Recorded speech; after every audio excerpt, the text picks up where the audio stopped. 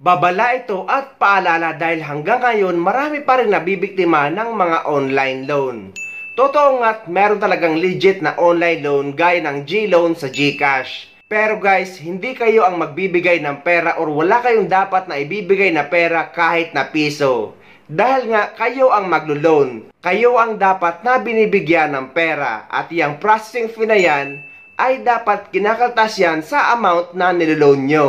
Hindi yan dapat galing sa bulsa nyo. Para malaman nyo ang mga modus ng mga online scammer na yan or online loan scammer, panoorin nyo ang paalala dito sa video na ito. Right, napilitan po akong gumawa ng video ngayon. Actually, matagal ko na sanang dapat ginawa to eh. Kaso lang, marami kasi ngayon under sa community namin, under sa grupo namin, na marami po siyang nai-scam. Uso ngayon to sa scam. So, awareness po ito ngayon sa mga business partners ko na OFW. Okay? So, ginawa ko po itong video na to para po sa inyo. And kung may kaibigan kang OFW, pwede mo rin i-share sa kanya para awareness na rin, para maiwasan po silang ma-scam. Kasi usong-uso po ito ngayon nangyayari sa online. Okay? Ito ho, based po to sa mga experiences ng mga OFW business partners ko na nagre-report sa akin, nagsusumbong na na-scam sila ng ganito, ganyan, ganyan. Okay, so ano ba yan? Ano ba yan, sir? Ano ba yan yung uso na yon ng mga scammer or nang i-scam? Okay, pag-usapan natin yung unang-una, yung nakikita nyo po na online loan. Okay, ganito yan. Ganito po yan, ano? Sa online loan ho, grabe, ang dami po dito nadali na OFW. Okay, example na lang, isa kong OFW business partners. Nag-loan siya ng 120,000. Maglo-loan ng 120,000 kasi nga walang pera eh. Tama ba? So since wala kang pera, ikaw maglo-loan, siyempre ikaw yung nangangailangan ng pera. Tama ba? So since gustong-gusto niya magkaroon ng 120,000 para maka-loan, ang diskarte po ng mga ano dyan, ng mga nakakausap nila ng mga scammer sa, kunwari maglo-loan ka sa kanila, kailangan mo muna para may processing fee kang babayaran. Siya po nagbayad almost mga 30,000 yung binayad niya eh. Nagbayad siya ng 30,000 para daw makuha niya yung loan niya na 120,000. Kalukuhan po yan. Okay? Ganito po yan. Kung ikaw po ay mag-loan, okay? Example, mag-loan ka sa isang bangko, mag-loan ka sa isang legit na mga nagpapautang talaga.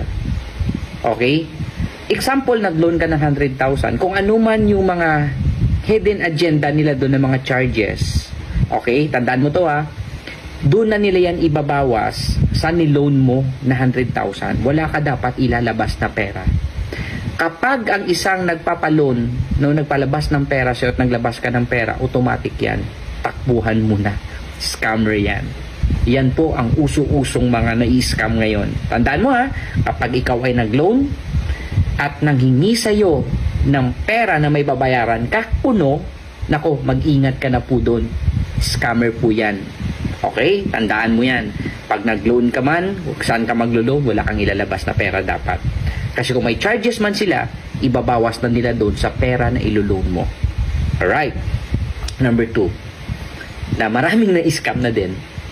Ito yung ano, ito yung kunwari, may mga gumagamit na mga professional sila, kuno, na mga doctors, attorneys, nurses, mga Navy, US Navy, ganon. Basta mga professional sila, gumagamit sila ng ganong mga diskarte nila.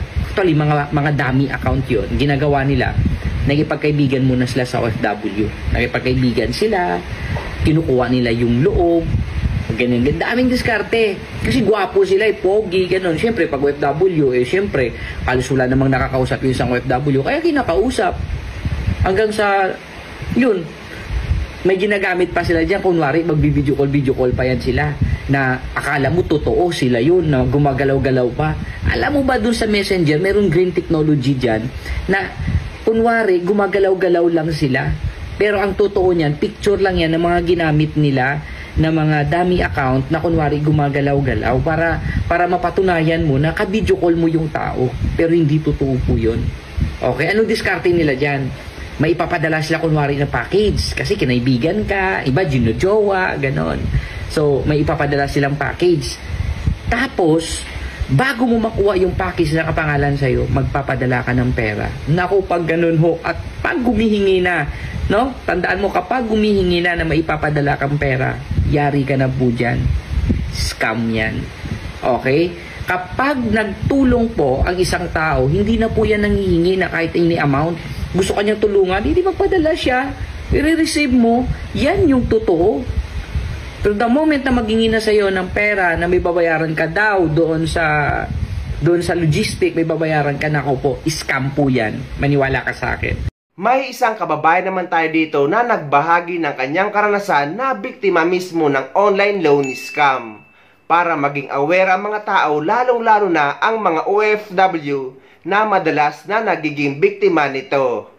Po, humingi pa ako ng tulong para mabawi po yung pera ko.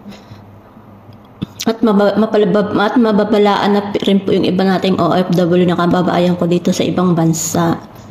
Uso po ngayon kasi yung yung online loan.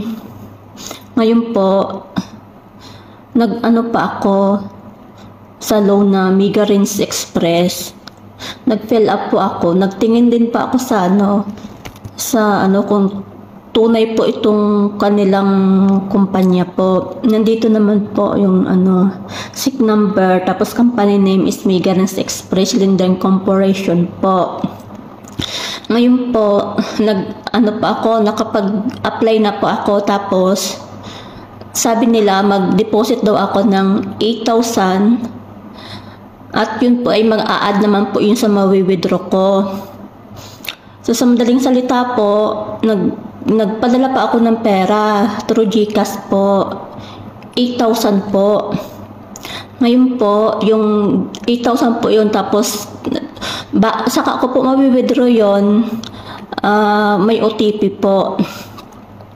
Tapos ngayon po, binigyan nila sa akin yung OTP, yung pag-withdraw ko po, mali po yung hindi ko alam bakit nagkaroon ako ng isang mali doon sa GCash number ko. Pero sa totoo lang, tama naman po yon. Ang sabi po sa akin, mag-withdraw ulit, mag-deposit po ulit ako ng another 15,000 para po yun sa pag-unfreeze daw po ng account ko. Dahil sa system po nila yon, para sa system daw po nila yon. Po ako, ulit po ako, nag-deposit po ulit ako ng 15,000.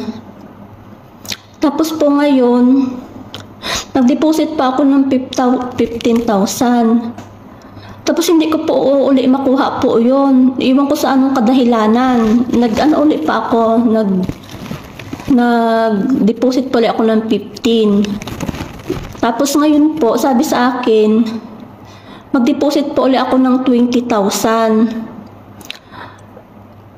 Nag-deposit pa ako ng 20,000. Tapos para po sa OTP yon, para sa system daw po nila yon, pero a-add din po yun nila sa sa wallet ko. Totoo naman po doon sa wallet po ng kanilang na-add po yon. Na-add po dito sa wallet. Tapos po, pag-withdraw ko po, sabi sa akin mga 5 to 15 minutes po, papasok na daw po yun sa account ko sa GCash. Tapos mga ilang minuto na po, walang pumasok. Tapos pagtingin ko ulit po sa wallet ko, sabi sa akin nung tingnan ko daw po sa wallet. Sabi ko bumalik, tapos may po siya, may binigay ulit po siyang number na taga-finance po siya. Tapos yun po, nag-chat pa ako doon na pong nangyari. Sabi daw po ay na-over daw, kailangan ko daw bayaran yung tax na 16,000 mahigit daw po.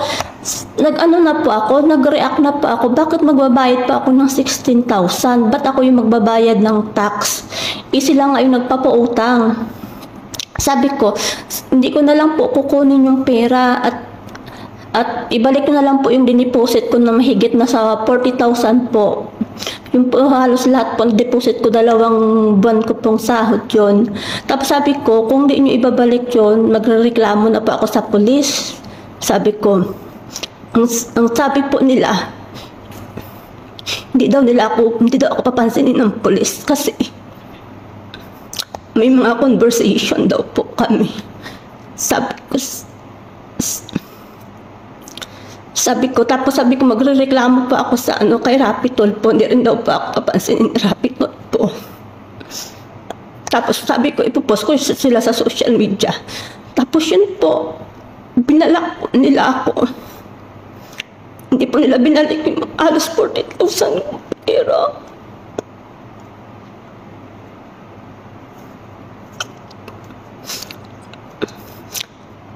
At least kahit hindi ko po makuha yung pera, at least nabalaan po yung mga kababayan na baka may mabiktima pa po sila. Naghihirap kami dito sa ibang bansa, tapos sila kukunin lang nila basta-basta. Yun lang po, sana po mabigyan nyo ng action. Isisend ko po yung mga pangalan kung kanino ko sinend yung mga pangalan kung kanino ko sinend yung pera. Yung mga nila, yung mga kasabwat nila. Yun lang po. Maraming salamat po. Kaya guys, wag na wag kayong maniniwala sa mga online loan. Lalo na kapag may kakausap sa inyo at kapag idadala kayo sa isang group chat. Lahat yan ay magkakasabwat at lalong-lalo na kapag hihingan kayo ng pera, 100% isa yang scam. Kung gusto nyo talaga ng legit na online loan, meron akong video na ilalagay sa description ng video na ito para hindi na kayo maloko.